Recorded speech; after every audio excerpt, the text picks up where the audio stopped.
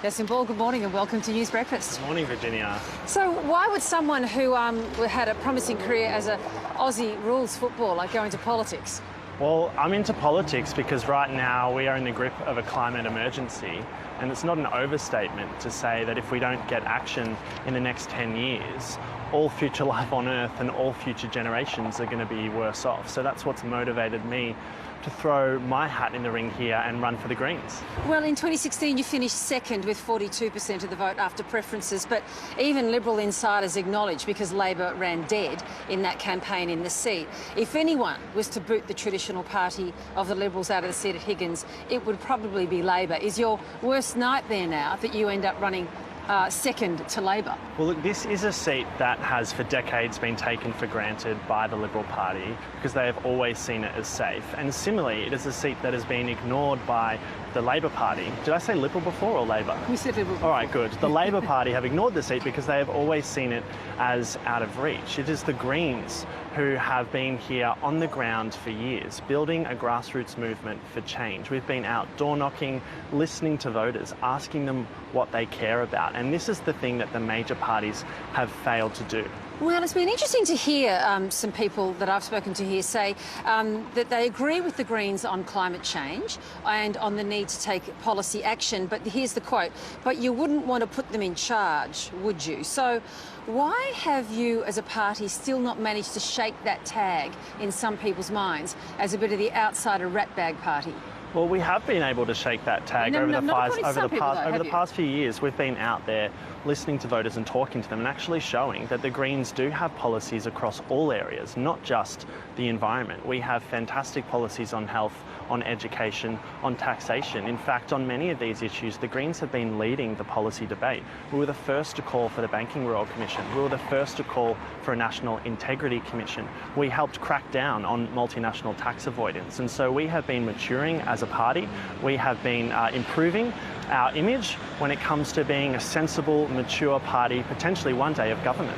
Well, climate change, of course, is clearly what you believe is your ace card when it comes to the card you can play here. But I wanted to pick you, as the Greens representative, up on something. You've been playing a bit fast and loose with the facts. ABC RMIT Fact Check has pinged your leader, Richard Di Natale, for misrepresenting the government's spend on climate change action. I just wonder if you risk your credibility with overreach like that. Well, when it comes to the current Liberal government and when it comes to climate change, they have not taken the decisive action that is urgently needed. And the choice between the policies right now that three parties are representing, it's only the Greens who have a plan to get away from coal, which is the number one cause of climate change. Is that given that there are those policy differences, you don't need to indulge in overreach and thereby entering into the field of making an error by running the lines that way, as Richard Di Natale has. And that's why I'll stick to the facts here, that we need to get away from coal. It is the number one cause of climate change. Australia, as the world's biggest emitter of carbon dioxide per capita and one of the biggest exporters of coal, should be taking a leadership role here.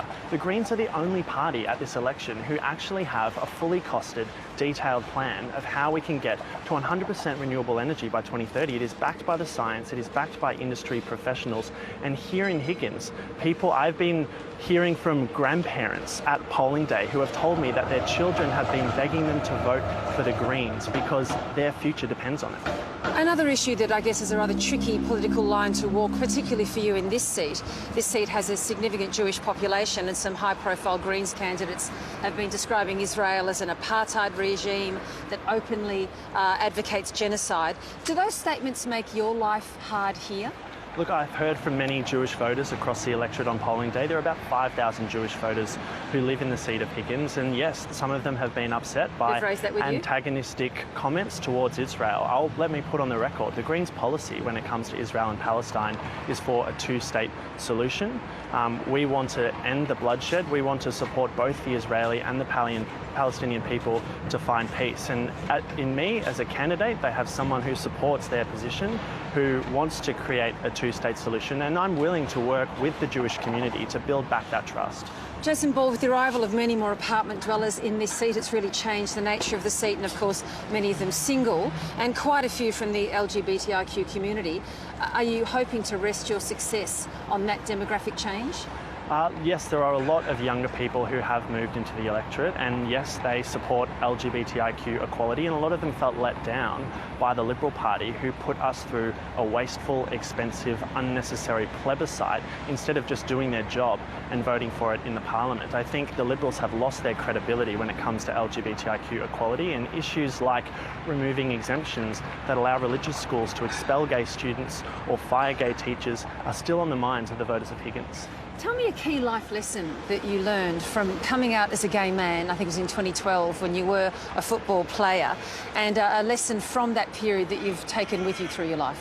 Well, I think the lesson that I've learned, if I could tell my 12-year-old self one thing, it would be to be proud of who you are. You only get one shot at life. You may as well do what makes me happy. You may as well be the person that you are.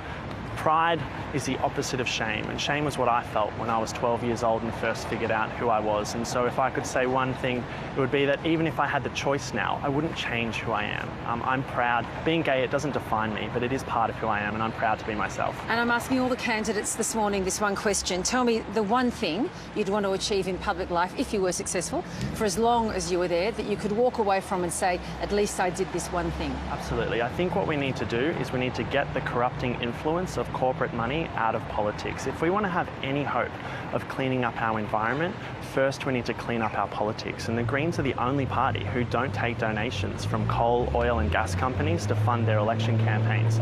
To tackle climate change, first we need to ban dirty donations to political parties. We need to put a cap on donations so that Clive Palmer can't buy his way into our parliament, and we need to create a national anti-corruption commission. Jason Ball, good to meet you. Great to meet you. Thank you. Thanks. Authorised by Michael Poland for the Australian Greens, Victoria, Melbourne.